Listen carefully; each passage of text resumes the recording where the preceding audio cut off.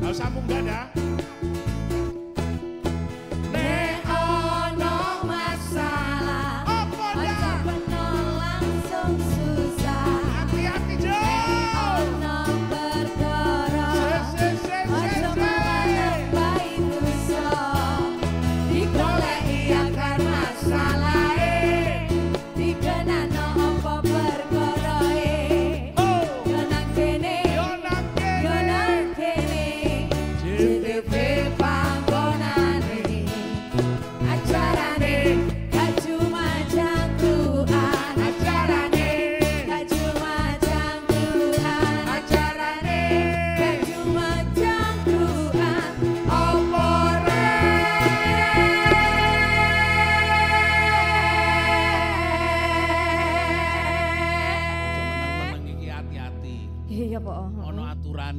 Repot-repot. Ho!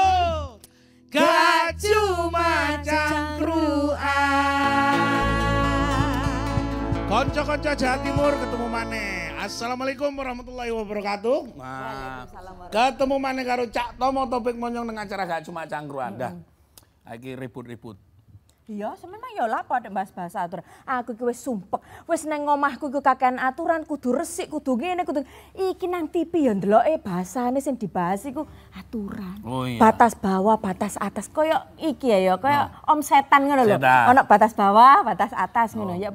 Undang-undang itu nek spirit ya itu untuk mengatur ketertiban. Lah kok nonggo. Oh ngono. Makar iki berarti ancene kudu ono aturane. Aturan iku dibuat untuk menjaga ketertiban. Iku spirite. Lek aku mak-mak aturan itu memang untuk dilanggar. Loh, iku biasane lek mbelok rene ratinge nang endi iku mak-mak kaumku iku. Karena ya biasanya jadi ibu sering ngelanggar. Oh iya ngaji.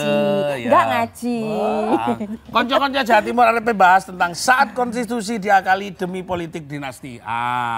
Kingkuk bahasnya lebih dalam, tajam, hati-hati. Sehingga uang iki iso cerdas berkualitas. Oh iya benar. Konco-konco Jawa Timur saya kita tekakno narasumber luar biasa. Kita ngomong tentang masalah saat konstitusi diakali demi politik dinasti. Kita sudah undang, itu wangel, kita undang itu. Bikinan ini ganta-ganti, wes beliaunya saja. Prof. Dr. Hajah Hesti Armi Wulan, beliau guru besar Hukum Tata Negara Ubaya. Assalamualaikum Bu. Waalaikumsalam. Kau nek ngontok foto nih Bu Hesti. Kenapa? Semakin tua semakin cantik. Oh iya, auranya itu semakin Aku keluar. gini, kita masuk kok bedong. Ada apa sebenarnya? Ada aturan pakai krim malam. Sebelahnya Bapak Dr. Gufron, akademisi Hukum Tata Negara Untak Surabaya. Assalamualaikum Pak. Assalamualaikum Mas Taufik. Iki padha kenceng hati-hati. Hah? Aku wedi Bu, mari kene kadang-kadang aku nek salaman kene arek-arek njaluk. Iso seminggu. Mas Firosya Salati, Ketua Gerakan Gibran Kemenangan. Selamat datang Mas. Selamat malam. Nah, nanti biar gebrak-gebrak terus ya. Iya. Nah, yang iki kelihatan. Nah iki aku biyen koyo ngono. Bengok-bengok. Lah iya, kurusku ya koyo ngono. Karena apa posone 17 tahun. Iya, gak mangan nang kampung lho, ngene sampeyan gak ono apa-apa. Hafiz Muhammad, Wakil Presiden Badan Eksekutif Mahasiswa UNESA 2023. Terima kasih Mas. Assalamualaikum. Waalaikumsalam warahmatullahi wabarakatuh. Saya poso. Puasa. Lahir batin. Konco-konco Jawa Timur, kita akan membahas panjang dan nyaman nanti bersama beliau-beliau ini mengkritisi, memberikan masukan bagaimana apakah betul situasi demokrasi kita seperti apa. Nah, karena ditakuti nang macam-macam iku waduh nang TikTok muncul, nang iki waduh sembarang-sembarang, nang Instagram, nang Facebook. Nah, saya kira bahas lanjutannya ya apa nek menurut pakar. Aja pindah channel, tetap nang acara Gak Cuma Cangkruan cerdas.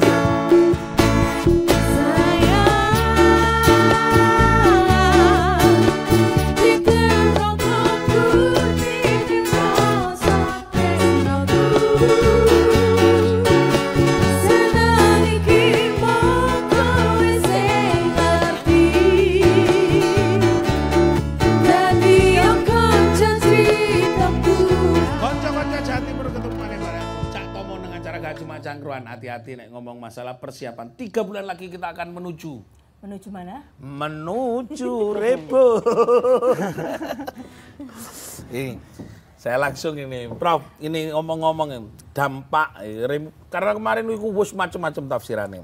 Terkabulnya Gibran bisa maju menjadi bacawa pres karena menjabat sebagai kepala daerah, dalam hal ini pernah juga wali kota, menimbulkan polemik. Nah, ada salah satunya panjenengan guru besar yang sekarang ini melaporkan ke Majelis Kehormatan MK. Itu apa sih sebenarnya? Latar belakangnya mungkin seperti apa? Apakah ini enggak hanya untuk obat sakit kepala sementara atau apa? Buat kami gini, oh ben tenang. Pak Kar sudah datang kayak itu.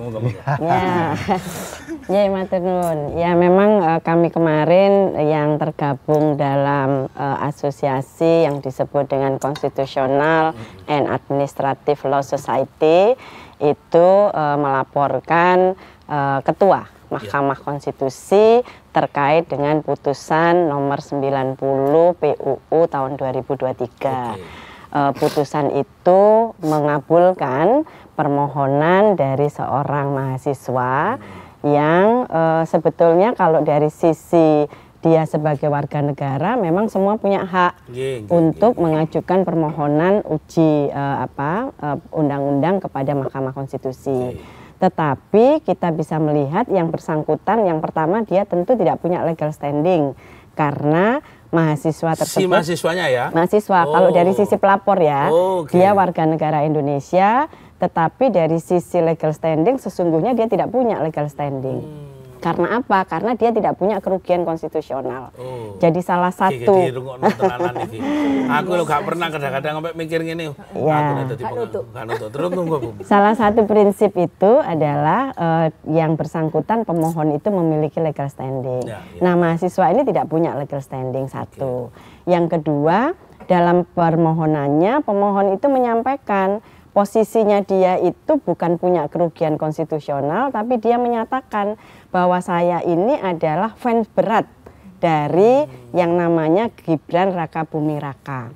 Jadi menyebutkan saya ini adalah fans berat, gitu ya. Nah itu memposisikan sebagai pemohon. Dari sisi itu ada sesuatu hal yang perlu kita telaah, gitu ya. Itu yang pertama. Yang kedua, yang kita soal itu adalah sebelumnya sudah ada permohonan yang sama. Ada 3 permohonan yang sama menyoal tentang batas usia tadi atas bawah tadi ya. Nah itu yang disoal adalah batas bawah. Kalau di undang-undang pemilu itu menyebutkan batas usianya 40 tahun. Nah di 3 permohonan itu memohon supaya usianya diturunkan menjadi 35. 3 permohonan itu semuanya ditolak. Permohonan 29, permohonan 51, dan permohonan 55 semuanya ditolak. Nah berarti sekarang yang permohonan berikutnya yang nomor 90 itu kalau kita menggunakan logika yang sama, karena objeknya sama mestinya sama dengan yang sebelumnya ditolak. Tapi ini kenapa kemudian dikabulkan? Maka kita melihat di situ ada titik krusial. Apa titik krusialnya? Ini adalah ketika 3 permohonan yang pertama itu disebutkan oleh ketika Pak Profesor Arief Hidayat maupun Profesor Saldi Isra menyatakan bahwa ketika 3 permohonan itu ditolak tidak ada ketua MK. Ya. Nah, ketika permohonan yang 90 ini beliau ada. Nah, padahal kita tahu ketua MK itu beliau memiliki hubungan kekeluargaan dengan yang disebutkan oleh pemohon. Apa tidak boleh itu sebenarnya? Ya, kalau kita mungkin lihat kode etik atau apa gimana? Ya, jadi kalau kita lihat ketua MK itu memiliki ada yang disebut dengan conflict of interest. Padahal prinsip di dalam dunia peradilan kita bahwa kekuasaan kehakiman itu adalah kekuasaan yang merdeka dan bebas dari intervensi manapun. Nah, berarti hakim konstitusi itu atau semua hakim itu tidak boleh punya konflik of interest. Nah, kita lihat sekarang ketua MK itu jelas-jelas dia memiliki kepentingan karena disebutkan oleh pemohon di perkara nomor 90 itu nama Gibran Rakabuming Raka. Itu adalah hal yang pertama yang kita kemudian ajukan ketua MK itu melanggar etika. Yang kedua, ternyata putusan dari MK nomor 90 itu menjadi dasar atau alas hak yang kemudian keesokan harinya Prabowo langsung mendeklarasikan gitu ya. Nah, ini kan berarti ada korelasi antara putusan nomor 90 dengan deklarasi yang disampaikan oleh Prabowo. Berarti ada keterkaitan antara putusan ini dengan deklarasi. Nah, itu dua hal yang kami lihat ada soal konflik. Yang ketiga yang paling juga kami jadikan sebagai highlight itu adalah pernyataan dari dua orang hakim yang dissenting opinion yang jelas-jelas menyebutkan ada kejanggalan, ada keanehan dari putusan nomor 90 itu. Nah, berdasarkan itu maka kami yang tergabung di dalam konstitusional guru besar pengajar hukum tata negara dan HAN ini merasa kami harus mempertanggungjawabkan secara moral bahwa kami ini adalah friend of court gitu ya. Kami ini warga negara yang selalu melihat bagaimana marwah dari Mahkamah Konstitusi itu. Gitu, Cak Taufik. Itu penting sekali ini karena ini tadi nanti Cak iki ono ini. Orang yang boleh nyoblos itu adalah orang yang berumur 17 tahun atau pernah menikah. Kan gitu, ono suratnya. Iku kan ono nang undang-undang. Berarti nek wong Madura umur 11, umur 10 pasti nikahno gara-gara bapak minggat koyo boleh. Nah, ada sebuah pernyataan umur 40 atau sudah yang tadi keputusan berpengalaman. Nah, iku nang endi? Sakjane iki menurut sampean iku di mana letaknya? Apakah kalau iki Jawa Timur hukum positif, apa nang kono hukum progresif lalu dadi berubah? Monggo, Cak. Aku pertanyaane wangel bingung kabeh. Aku yo melo angel kok kadang-kadang nek urusan hukum iku. Aku mau sampai 2 jam aku sinau. Ya, Pak. Jadi Cak Taufik, pertama soal sesungguhnya harusnya fokusnya ini soal kaitannya dengan batas usia capres-cawapres gitu. Terhadap batas usia capres-cawapres itu di 3 keputusan yang disebut Prof tadi 29, 51, 55 itu dinyatakan ini open legal policy. Itu artinya bahwa itu adalah kewenangan DPR dan Presiden untuk mengatur soal batas minimal usia capres-cawapres. Tetapi yang di permohonan 90 itu adalah bunyinya adalah usia sekurang-kurangnya 40 atau sudah berpengalaman atau sedang menduduki jabatan yang dipilih melalui pemilihan umum, termasuk pemilihan kepala daerah. Tak apa lagi Mas. Iya. Aku yo melu hati-hati nek urusan koyo ngono ya. Jadi ternyata isu yang pertama bergeser seperti di dalam permohonan dibandingkan soal usia batas minimal tadi itu ternyata bergeser Mas ke atau sudah atau sedang menduduki jabatan yang dipilih melalui pemilihan umum. Jadi rupanya bergeser dari isu yang utama menjadi pilihan atau alternatif. Maka disitulah kemudian menarik para hakim yang tadinya ternyata itu adalah menolak berubah Mas. Ini ternyata menerima. Tapi timbul pertanyaan. Pertanyaannya adalah kok begitu cepat, apakah ada sesuatu yang fundamental sehingga harus berubah pikiran dari menolak menjadi menerima. Itu persoalannya. Maka saya memandang ternyata ini persoalan konsep open legal policy itu sesungguhnya yang di saat itu pedang bermata dua Mas Taufik. Saat tertentu dipakai oleh hakim MK mengatakan pedang bermata dua. Tapi saat tertentu, kepentingan tertentu, ada kebutuhan tertentu dikatakan ini bukan open legal policy, tapi ini adalah negatif legislator. Ini masih menjadi kewenangan MK untuk negatif legislator itu rada pedang bermata dua. Ono sing pedang bermata 3, buntut mimi. Kanca-kanca Jawa Timur ngomong karo wong pinter iki tingkatane wis ning atase langit. Jadi hati-hati awak dhewe. Engko nek sayape gak anu ceblok awak dhewe karo wong loro. Aja pindah channel tetep pengacara gak cuma cakron. Yo nyanyi yo.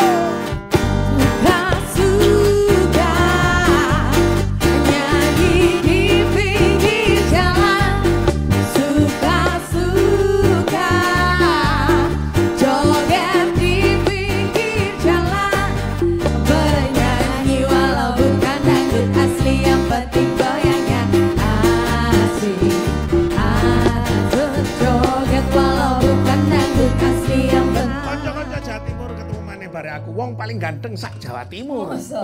Iya, lewat ke Jawa Barat amblas. Mas nyambung itu. Mas Sasa ya panggilannya. Sosa. Sosa. Aku nek Sasa kok kayak penyedap. Mas Sosa. Siap. Ini saya juga pernah dulu ngalami yang sama. Dulu pada waktu tahun berapa DDI menjual melakukan sapa sing kepengin wali kota Surabaya. Umurku 32 ya ditolak ngono. Nah, kalau menurut seperti ini peristiwanya lain iki Wapres. Menurut dari gebrakan. Ini gimana tanggapan sampean terhadap adanya gugatan di MK ini yang seperti zaman para guru besar ini kan ini juga menjaga marwah ben hukum ini tetap ono aturane kayak gitu. Gimana Mas? Kalau saya mungkin ngambilnya dari cara pandang yang lain ya karena saya bukan pakar hukum, sarjana hukum juga bukan. Nah, kalau saya sebagai relawan kita itu tadinya memang inisiatif murni melihat adanya suatu kejadian-kejadian update termasuk khususnya penolakan Piala Dunia, itu tuh anak-anak muda itu jadi bahan pembicaraan luar biasa Cak waktu itu. Makanya akhirnya kita membentuk satu relawan untuk mendorong Mas Gibran. Waktu itu Mas Gibran memang salah satu yang sangat vokal menentang pernyataan waktu itu dua gubernur yang menolak itu bahwa persiapan ini sudah final, sudah matang. Kenapa tidak jadi di akhir-akhir kan gitu. Nah, hal ini yang menyebabkan kami itu melihat potensi seorang Mas Gibran yang notabene masih muda. Wah, ini anak muda ini ada yang berani ternyata sekarang kan gitu. Bukan cuman beliau itu melihat dari sisi anaknya Pak Jokowi atau apapun ya. Dia ini seorang pemuda yang berani. Nah, kebetulan di pemilu 2024 ini juga ada bonus demografi yang mana DPT itu hampir 60%-nya anak muda. Nah, ini mungkin kan peluang, kan gitu. Lah kalau saya sih melihat gugatan MK yaitu kita sangat mendukung, bahkan kami ikut bagaimana caranya mengawal itu kan gitu. Terlepas apapun kontroversi yang ada di gugatan MK itu, hasil akhir dari keputusan MK yang akhirnya membuat Mas Gibran ini bisa maju sebagai cawapres, kami sangat senang sekali. Toh beliau ini bukan sebagai presiden, ya kan? Kalau bilang belum saatnya, wakil presiden ini kan juga salah satu kesempatan untuk menempa seorang pemuda yang Mas Gibran ini kan gitu untuk mendapatkan pengalaman yang lebih untuk di masa depan kan begitu. Makasih Mas Sosa ya. Siap. Sebenarnya kalau Sumama Hafiz juga diberikan kesempatan yang sama dan menjadi anaknya Presiden Joko Widodo, kayaknya kamu juga punya kesempatan, Fis. Iya kan gitu. Hanya persoalan posisi kita sama, berbeda dengan yang lain. Tapi begini, Fis. Kalau menurut cara pandang mahasiswa hari ini, lepas dari urusan masalah politik, milenial, kelompok mahasiswa, ada yang harus menjaga ruang kritis ini. Menurut Mas Hafiz, generasi Z 4.0, generasi X, sampai aku gak ngerti generasi anakku yang saiki sing bayi 7 tahun iki generasi opo kok. Iku bakalan tak jenenge. Apa menurut pandangan panjenengan dalam situasi demokrasi tinggal 3 bulan gaduhnya minta ampun sampai wedhusku gak iso mangan gara-gara gaduh. Monggo. Seharusnya kan kaum mahasiswa ini sebagai posisi yang paling sentral di sini, sebagai kaum perubahan, sebagai agen perubahan. Jadi di sini saya menempatkan bahwasanya posisi mahasiswa sebagai posisi yang netral. Dalam arti mahasiswa ada yang kritis, ada yang mendukung gitu.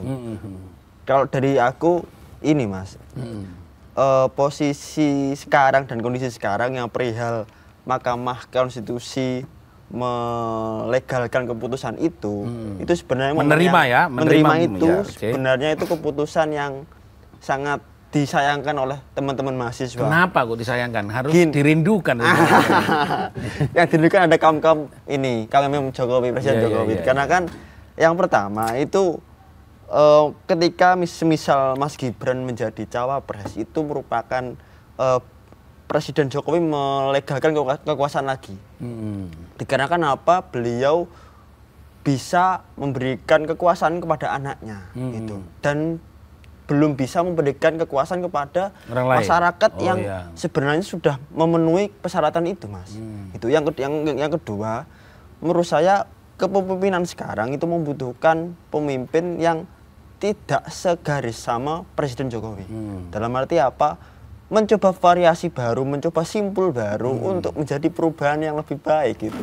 Bukan melainkan meneruskan yang satu garis sama Presiden Jokowi gitu, Mas. Berita rasanya Presiden nanu-nanu gitu ya, warna lain warna. Iya, karena kan apa, masyarakat perlu adanya perubahan, masyarakat perlu adanya simpul-simpul yang mengharuskan kita untuk menjadi yang lebih baik. Gitu, Mas. Gibran kan representasi anak muda, ya, seumuran kan, awakmu. Iya, bener. Gayane podo, generasine halo. Kadang-kadang ngomongnya gambare bintang-bintang, lalu gambare kedek guyu, aku ya kadang-kadang nggak ngerti. Awakmu toh. Nah, apakah kan nggak segaris dengan kaum seperti yang saya tekankan di sini kan masyarakat umum itu kan menggariskan bahwasanya ini adalah garisnya Pak Jokowi. Dalam arti teman-teman mahasiswa dan kebanyakan mahasiswa dinasti lah ya, adalah betul, mencobalah untuk tidak menggariskan sama Pak Jokowi. Apa bedanya sama periode-periode yang lain? Dalam arti Pak Presiden AHY, Soeharto dan Soekarno. Presiden SBY mau ke AHY gitu ya. AHY belum pernah jadi presiden. Maksudnya kan beliau pernah juga memberikan ini usaha dan tenaga kepada partainya juga. Oh iya, oke. Gitu ya, Mas. Seneng aku nengah kosong mau diterima semua. Bu, inilah masih ada seputar tentang masalah alasan yang lebih konkret seperti kan kita tidak cukup kalau nanti pas dianggap tadi itu ini duduk keputusan, ini temuan, ini kayak gitu. Bagaimana mendudukkan karena para guru besar juga betul-betul bertanggung jawab loh untuk memikirkan nasib hukum harusnya hari ini sudah dipikirkan untuk 200 tahun ke depan. Jadi gak ono ini baru ditemukan, baru digaya aturan gitu. Gimana, Bu? Nah itu yang kita harus jaga itu ya. Bahwa kita sudah Indonesia menyatakan Indonesia itu adalah negara hukum yang demokratis. Namanya negara hukum yang demokratis itu, maka hukum itu tentu harus dibangun dengan konsep yang demokratis. Tidak boleh menjadi alat dari kekuasaan gitu ya. Hukum tidak boleh represif gitu ya. Nah kalau kita perhatikan, kita sebetulnya tidak menolak anak-anak muda itu harus tampil. Karena Indonesia Emas 2024 itu tongkat estafet kepada anak-anak muda. Tetapi caranya juga harus konstitusional. Caranya jangan kemudian cara-cara yang inkonstitusional. Karena kita lihat misalkan begini, di dalam Undang-Undang Dasar itu disebutkan bahwa syarat-syarat untuk menjadi presiden, wakil presiden itu ditetapkan dengan undang-undang. Nah berarti Undang-Undang Dasar itu memberikan amanat kepada undang-undang untuk mengatur tentang syarat-syaratnya. Nah kalau undang-undang itu sudah mengatur tentang batas usia maksimal dan minimal, maka itu harus kita hormati sebagai hukum. Katanya hukum itu harus ditaati, harus dipatuhi gitu kan. Nah undang-undangnya menyebut seperti itu. Nah atas nama cita hukum yang memuat prinsip keadilan, kepastian, kemanfaatan itu harus kita junjung tinggi. Siapa yang harus menjunjung tinggi? Salah satunya adalah Mahkamah Konstitusi. Karena Mahkamah Konstitusi itu adalah pengawal konstitusi. Dia harusnya bisa menjaga marwah lembaganya untuk menegakkan konstitusi. Bu. Nah, jadi jangan dilanggar sendiri gitu. Bu, kalau sumpama ini putusan ini gugatan kepada Majelis Kehormatan MK, ada tujuan yang terakhir adalah menurunkan Ketua MK. Betul. Apakah dengan diturunkannya Ketua MK dan apakah merubah putusan yang sekarang ini akan sudah bakal dilaksanakan di KPU? Itu yang harus masyarakat tahu ya. Itu maksud saya begitu, Bu. Biar nggak jadi obat sakit kepala sementara, obat watuk ngono lho, Mbah. Aku kadang-kadang takut kon paling iku mrono nyong mboten, kula tetep angon wedhus ngono aku. Nah, masyarakat harus tahu itu bahwa antara MK dengan putusan MK itu dua hal yang berbeda. Kalau putusan MK itu produk lembaga negara yang sudah diatur oleh Undang-Undang Dasar. Putusan peradilan itu adalah peradilan tingkat pertama dan terakhir dan putusannya bersifat final. Selesai putusannya. Tapi yang kita soal itu adalah tentang bagaimana pengambilan keputusan itu oleh hakim MK. Seorang hakim MK itu harus menunjukkan dia seorang negarawan dan dia itu mempunyai integritas di dalam menegakkan konstitusi. Nah itu yang kita akan lakukan. Jadi nggak ada hubungannya nih putusannya MK dengan keberadaan para hakim MK yang dia melanggar etika. Jadi yang kita minta itu adalah MK harus menjaga marwahnya melalui perilaku para hakimnya. Itu Cak Taufik. Ah, ini Pak Gufron, sampean sebagai dosen iki kok ditakoki, Pak iki apa sing bener hukum iki? Ono hukum ketetapan perdata pidana, ono hukum rimba. Nah, nek umpama ketemu dengan seperti itu, seperti yang disampaikan tadi oleh Profesor bahwa kepada masyarakat apa yang akan diajarkan pendidikan itu. Sedangkan tadi itu berbeda sekali antara keputusan MK dan keputusan MK kayak gitu. Nah, neng masyarakat itu pas seperti apa yang akan kita ajarkan pada masyarakat? Ya, jadi betul disampaikan Prof. Esti bahwa putusan MK itu adalah final dan mengikat sejak dibacakan. Sejak dibacakan. Di sisi yang lain bahwa dari keputusan MK ada proses yang diduga melanggar kode etik dan perilaku hakim. Maka sejumlah guru besar kemudian mengadukan ke MK atau Majelis Kehormatan MK. Tentu ada kaitannya dengan apakah dalam proses pengambilan keputusan itu ada pelanggaran terhadap kode etik. Kalau ada pelanggaran kode etik tentu harus dibuktikan melalui Majelis Kehormatan. Nanti apa putusan terakhirnya ada 3 Mas Taufik. Satu ada peringatan lisan, peringatan tertulis, yang ketiga ini yang paling berat, diberhentikan tidak dengan hormat. Apabila terbukti secara nyata dari hasil pemeriksaan Majelis Kehormatan. Apakah ada pengaruh terhadap putusan yang telah dibuat oleh 9 majelis hakim? Tidak ada pengaruh, Mas. Juga tidak berpengaruh kepada KPU? Kaitannya dengan KPU. Atau berdampak lah gimana? Dikit-dikit lah. Gimana lah. Iya. Ada peraturan KPU yang sebelumnya dikeluarkan, syarat bakal calon presiden wakil presiden itu kan menunjuk pada undang-undang. Itu adalah sekurang-kurangnya adalah 40 tahun. Tetapi dengan putusan MK 90 itu tentu syarat 40 tahun tadi itu secara substansi tidak berlaku. Tidak berlaku. Idealnya memang harus direvisi peraturan KPU tentang usia itu, Mas Taufik. Tapi karena waktunya sangat pendek, tanggal 25 sudah harus daftar, ternyata ini tidak ada revisi, tapi langsung tunduk pada putusan MK terkait dengan batas usia. Boleh kayak gitu? KPU itu tidak gawe produk undang-undang lagi? Ya, sebenarnya idealnya Mas Taufik segera. Jangan ideal, ini langsung nyaut kok, Prof. Nggak boleh. Ya, Pak Gufron ini wong pinter, wong anu ya. Sebenarnya, terus Pak Gufron, dikit. Ya, idealnya dia harus kemudian konsultasi kepada DPR dan kemudian segera merubah, dari situ dipakai dasar untuk kemudian melakukan pendaftaran capres-cawapres. Ini tidak dilalui. Dalam konteks hukum administrasi itu bisa dipersoalkan, Mas. Resisten nggak terhadap situasi keamanan? Ya, tapi nggak usah dijawab nanti. Konco-konco Jawa Timur nek cuma menjelaskan rontok supaneng KPKP tonggoku nggawa celurit tapi gak sampai dudul tukaran tapi ngarit bengi-bengi nek golek kan. Wes musa nyak-nyak sini. Pancen Resorojo.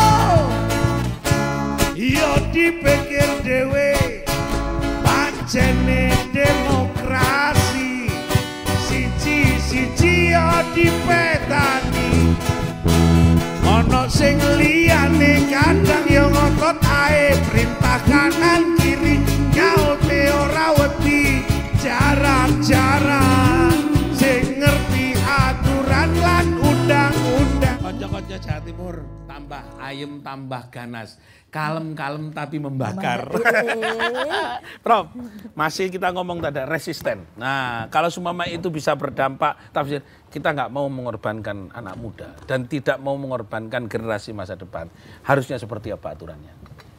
Ya, tadi itu soal peraturan yang belum mengubah itu dianggap bertentangan kan? Dengan undang-undang. Maka itu bisa dipersoalkan lewat uji material ke MA gitu.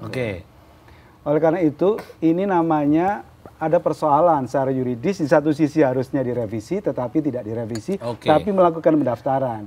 Maka terbuka peluang untuk dipersoalkan. Tetapi kalau pikiran kita ini adalah tunduk kepada putusan Mahkamah Konstitusi, tentu adalah diperbolehkan. Tetapi kalau kita ngikutin peraturan turunannya, seharusnya peraturan turunannya mengikuti putusan Mahkamah Konstitusi. Gitu. Mas Sosa. Kita berpikir bahwa biyen awak dhewe bengok-bengok nang dalan niku kepingin memajukan bahwa generasi 2045 itu generasi sing siap layak, lulus teko perguruan tinggi, aku iso nyambut gawe walaupun aku yang ngajar nang pinggir-pinggir dalan. Nah, generasi hari ini 2023 2024 harusnya juga tidak terpapar dalam situasi menjadi korban politik. Nah, menurut sampean dalam situasi yang agak rodo anget kompore gak patek ketok genini tapi kobong kabeh sak tonggo-tonggo ini, menurut panjenengan anak muda harus seperti apa? Menjaga stabilitas, menjaga rasa, soliditas dan tidak terprovokasi. Apa yang harus dilakukan? Jadi gini, kalau saya lihat ini anak muda saat ini mungkin masih banyak lah yang apatis ya terhadap politik. Ya. Justru ini adalah pintu masuk mereka. Jumlahnya banyak loh, silent majority dari anak muda yang... Oh iya, termasuk anakku ya, kuliah anak muda. Tidak terlalu peduli akan politik kan. Iya. Demo tok tapi anakku. Itu kalau aktivis-aktivis seperti beliau ini itu yang biasa demo. Terus. Nah, ini pintu masuk Mas Gibran ini, karena beliau juga cara menangani anak muda itu nggak sama dengan cara-cara pihak yang mungkin yang lebih senior ya. Karena kita ini generasi milenial Gen Z ini adalah jujur generasi yang banyak hal tidak diajari oleh orang tua mereka. Ya kan? Tuanya sibuk kan ngajari ya. Termasuk aplikasi-aplikasi teknologi yang ada sekarang nih, mereka tidak diajari oleh orang tua. Mereka belajar otodidak, bahkan dari media-media yang sudah ada, YouTube segala macam. Mereka belajar sendiri. Cara berpikir mereka sangat berbeda. Nah, jadi memang kesempatan Mas Gibran ini untuk mengolah anak muda ini harus serius kan gitu, harus dengan cara juga yang berbeda. Apakah bisa orang-orang yang lebih senior ya, Mas Gibran ini bukan cuman irisan anak muda loh, dia adalah bagian dari milenial itu. Dia bukan cuman paham teori atau praktek bagaimana menangani anak muda, dia adalah anak muda itu sendiri. Lah otomatis ya paling mengerti lah bagaimana cara memahami anak muda itu. Hafiz, kalau kamu juga dilahirkan dari sebuah kandang gajah, maka kamu akan menjadi kenyang sebenarnya. Nah, tapi saya akan belajar tentang apakah anak muda semuanya yang di pelosok sana, menurut kumpulan teman-teman mahasiswa, paham nggak pada situasi politik hari ini menjadi sangat resisten jika mahasiswa turun lalu tidak paham betul apa yang sedang terjadi? Justru yang di pelosok itu lebih paham, Mas. Oh iya, jadi gini, pengaruh COVID itu lebih signifikan. Dalam arti gini, kita sebagai mahasiswa yang ada di kampus, ketika kita pengenalan kehidupan mahasiswa baru, ketika offline itu lebih enak untuk dalam arti menambah wawasan mereka. Dan langsung diimplementasikan oleh mereka. Kalau ketika PKKMB online itu kita nggak bisa untuk menambahkan wawasan dari mereka, dikarenakan daring dan jaraknya tetap terbatas. Maka saya bisa menyimpulkan bahwasannya dari mahasiswa yang di pelosok itu lebih paham, dalam arti lebih peka terhadap politik. Dikarenakan apa? Mahasiswa yang ada di pelosok itu sudah teruji dengan lingkungannya, dalam arti lebih menghormati sesama mahasiswa. Cukup paham dan peka atau tidak punya sikap? Dalam arti nggak punya sikap itu dikarenakan lingkungannya nggak bisa mensupport ini tadi. Ketika mahasiswa yang di pelosok untuk transfer ke masyarakat kota itu dia lebih bisa mencarikan usaha, mencarikan cara untuk mengimplementasikan ilmunya itu. Saya dari Tulungagung, Mas. Jadi kota pelosok di Jawa Timur, kota yang di daerah selatan. Kita mempunyai cara dan wawasan untuk menambah cara hidup. Dan kita punya cara untuk setiap hari itu bisa memberikan usaha dan doa. Dan kita di kota mempunyai semangat untuk menjalani hidup gitu. Jadi menurut saya mahasiswa yang ada di pelosok itu lebih paham dan lebih untuk mencari cara bahwasannya dia mempunyai gagasan, tinggal nanti siapa yang membawa gagasan ini, siapa yang memberi fasilitas ini gitu. Beda dengan masyarakat yang ada di perkotaan. Disparitas informasi, disparitas ekspresi dan aktualisasi masih banyak ya. Tapi tunggu ada yang lebih tanya ini. Silakan. Ini ada yang komen ini dari Iwan di Surabaya. Apa Wan? Gibran maju iki podo karo salam 3 periode lur.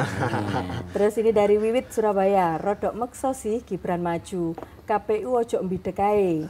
Kemudian dari Iin di Surabaya, opo kudu Gibran arek enom sing maju? Akeh liyane sing luwih jos wong dadi wali kotae ya dikei hadiah ambek banteng. Kasih hadiah apa ini ya? Hadiah SK. Oh iya. Ini dari Titin di Surabaya, Pak Jokowi wedi apa sih kok maksa banget anake kudu nyawapres? Terus kudu Gibran ta, mending Emil Dardak atau Gus Muhdlor ini ya dari Tari Sidoarjo. Mahasiswa ya. Oh, arek Sidoarjo ya Gus Muhdlor. Oh iya. Paling tunggone Pak Bupati ku.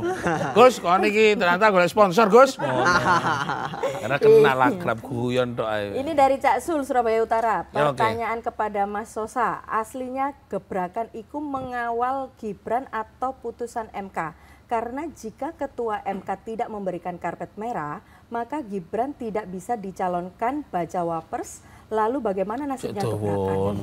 Itu kok Mas saya. Wis. Sudah. Oke. Mas Sosa jawaban sih sampai niku mumpung sik eling. Boleh. Gebrakan itu ada karena untuk Gibran atau karena keputusan MK. Ya, yang jelas untuk Gibran. Oke. Apapun yang kita perjuangkan adalah karena begini. Kalau kita bicara pemuda-pemuda memang banyak, tapi kan memang yang terlihat punya sikap, bagaimana berani menentukan sikap. Mas Gibran itu walaupun anaknya Pak Jokowi, beberapa kali juga menentang loh kebijakan yang diciptakan oleh Pak Jokowi. Salah satu contoh yang saya ingat itu adalah kebijakan penggunaan kendaraan listrik yang harus dimiliki oleh kepala daerah. Kepala daerah. Mas Gibran menentang itu, siap disanksi. Ini punya sikap beliau ini. Gitu. Harusnya logika saya kalau memang misalnya anak kandung ya, ya udah nurut aja kan nggak ada masalah kan gitu. Ini malah menentang karena memang pada saat itu Solo lebih membutuhkan membangun pasar, taman segala macam. 2045 ini tantangannya bukan cuman kita mungkin harus banyak menabrak hal gitu loh. Iya, nabrak apa itu? Di dunia ini global ini kan sekarang kondisinya kan memang perkembangannya sangat cepat. Iya. Ya kan? Lah pemuda itu yang punya speed, punya agresivitas gitu loh. Lah kalau kita jujur mengandalkan kaum di atasnya kan kolonial ya saya menyebutnya kolonial kan. Dan milenial. Nah, itu mungkin agak slow ya, karena sekarang ini kita butuh gebrakan sesuai nama kita tadi itu. Oke. Gebrakan ada untuk Gibran, bukan untuk goyang. Oke, ada pertanyaan tadi. Ya. Mas saya gebrak, aku lagunya rare, kok goyang. Bu, ini tadi ada pertanyaan dari kawan-kawan. Kok sedikit mekso, apakah memang dinasti ini kalau kita dulu itu resistensi ini kan semakin banyak, hukum ditabrak katanya. Dan nabrak hukum kan juga potret kita juga dipantau oleh dunia. Nah, bagaimana itu cocok apa tidak? Ya, kalau menanyakan pada beliau Mas Rosa itu tentu beliau memiliki penilaian subjektif terhadap Gibran. Apapun pastilah gitu ya. Tetapi kalau saya melihatnya dalam perspektif hak asasi manusia, bahwa hukum itu tidak boleh kemudian diskriminatif. Kalau tadi dikatakan pemilih itu nanti adalah sebagian besar adalah anak muda, maka yang harus dilakukan supaya mereka melek politik adalah pendidikan politik kepada anak muda, supaya mereka ikut berpartisipasi dalam politik dan memilih pemimpin yang tepat untuk bangsa dan negara ini gitu ya. Nah, kalau itu tentang usia, mari kita hormati Indonesia ini adalah negara hukum, di mana sudah diatur bahwa batas minimal cawapres itu adalah 40 tahun, selesai itu ya. Nah, kalau memang akan diputuskan berubah, kita ajukan kepada pembentuk undang-undang bahwa sekarang usia dewasa itu ternyata bukan 40. Ternyata usia 30 pun itu mereka sudah, karena kalau kita lihat tentang anak ya, kita bicara anak itu, anak adalah usianya sampai 18. Maka setelah 18 tahun dia punya hak untuk melakukan perbuatan hukum, gitu kan? Nah, kalau kita mau melihat itu monggo gitu ya. Contoh misalkan menjadi hakim MK, kenapa kok persyaratannya 55 tahun dan berakhir 70 tahun? Ini kan berarti persyaratan. Dan persyaratan itu tidak boleh dimaknai sebagai diskriminasi gitu, Cak Taufik. Jadi menurut saya ini ada sisi subjektif yang dipaksakan dan kemudian menggunakan jalur lembaga yudisial untuk memuluskan jalannya Gibran menjadi calon wakil presiden. Menurut saya ini adalah tindakan diskriminatif dan dari perspektif hak asasi manusia ini pelanggaran hak asasi manusia. Pelanggaran hak asasi manusia. Ini pelanggaran hak asasi manusia yang itu tidak boleh dilakukan oleh para penyelenggara negara, termasuk lembaga yudikatif dalam hal ini Mahkamah Konstitusi. Oke. Gitu, Cak. Oh jangan, nanti aja. Ojo pindah channel, ojo nang dindi. Hak buat semua orang, semua hukum akan berpihak kepada seluruh umat yang dilahirkan di bumi Nusantara. Tidak karena dia punya powering, tidak punya dia kekuasaan atau punya modal. Ayo, ojo pindah channel, nyanyi seti.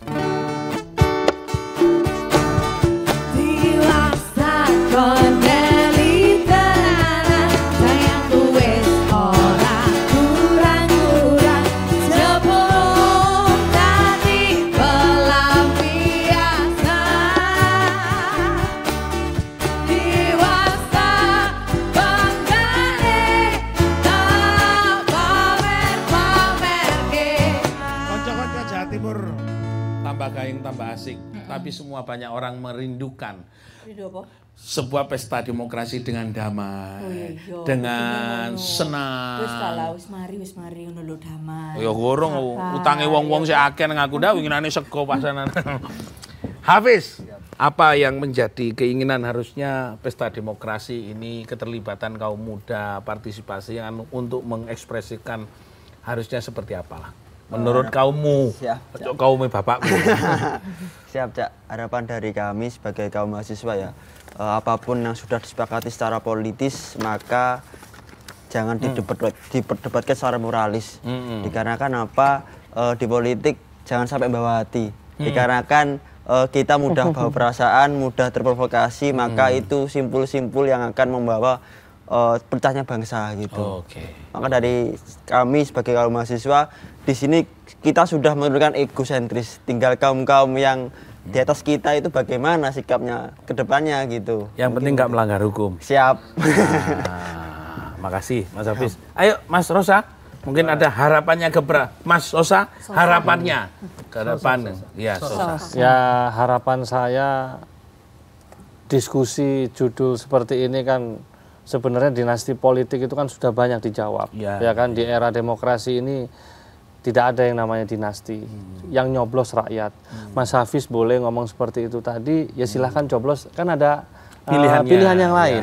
Kan gitu. Nanti ya. Nah, ini kan ada pilihan, bukan jadi harapan saya kita sebagai warga negara Indonesia tetap mengawal pemilu ini dengan damai, dengan santuy seperti kata Mas Kaisang ya kan. Ya seperti itu. Jadi kita berharap tidak ada lah kisru-kisru seperti apa. Kalau ini politik demokrasi lah ya. Oke, makasih. Yang penting tidak ada sesuatu yang dirugikan. Monggo, Pak Gufron. Ada dua, Taufik. Satu soal bahwa jangan sampai Mahkamah Konstitusi itu dijadikan instrumen untuk kepentingan politik, termasuk rezim tertentu. Yang kedua, persoalan kaitannya dengan pemilu tidak saja lu berjurdil, tetapi juga damai, Mas Taufik. Fair play menjadi penting ketika di satu sisi di belakang Pak Prabowo itu adalah ada kepala negara yang seharusnya bertindak adil, ya, bertindak netral dan objektif. Iki sing diwedeni wong, Mas. Takut ada konflik karena di satu sisi ada PDIP dengan pasangan Pak Ganjar Mahfud dengan partai ideologisnya PDIP di satu sisi, tapi di sisi yang lain bahwa Pak Prabowo dan Gibran ada kekhawatiran bahwa Pak Presiden itu diam-diam maupun terang-terangan mendukung, Mas. Ini yang dikhawatirkan, maka muncul istilah yang disebut langsung, umum, bebas, rahasia, berintegritas, bermartabat, tapi berdamai, Mas. Iya, itu sing penting. Damai. Monggo, Prof. Nanti harapannya dari gugatan ke Mahkamah Majelis Kehormatan ke MK ini seperti apa, monggo? Ya, kalau kami tidak punya kepentingan dalam soal politik, tetapi yang kami ingin jaga itu adalah ketatanegaraan. Bagaimana semua itu harus bisa menjaga yang disebut dengan sistem konstitusionalisme. Tidak hanya presiden tetapi semua lembaga. Kalau kita lihat Cak Taufik bahwa konstitusionalisme itu akan ada ketika para penyelenggara negara memahami batasan di dalam menggunakan kewenangan. Kalau kita masih ingat dulu almarhum Pak Tandio, itu kan selalu mengingatkan Prof. Tandio itu selalu mengingatkan bahwa kesewenang-wenangan itu menjadi satu hal yang itu akan menghilangkan demokrasi.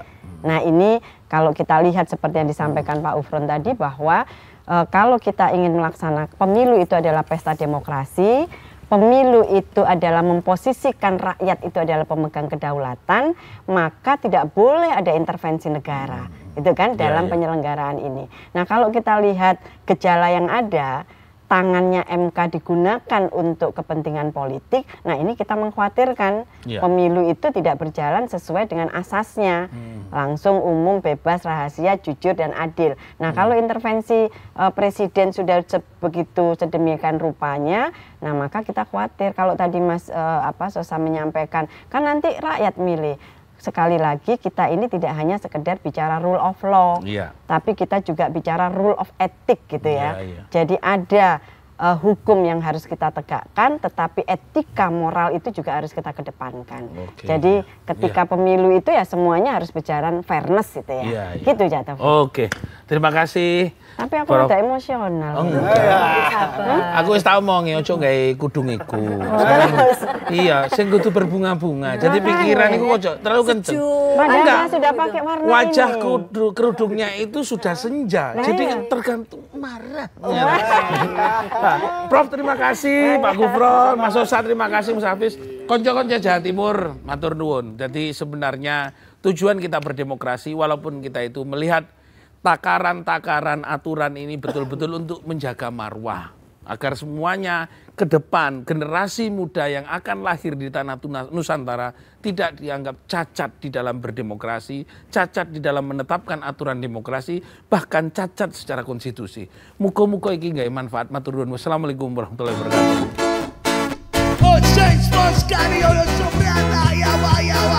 Ayo mangan. Scooby-Doo.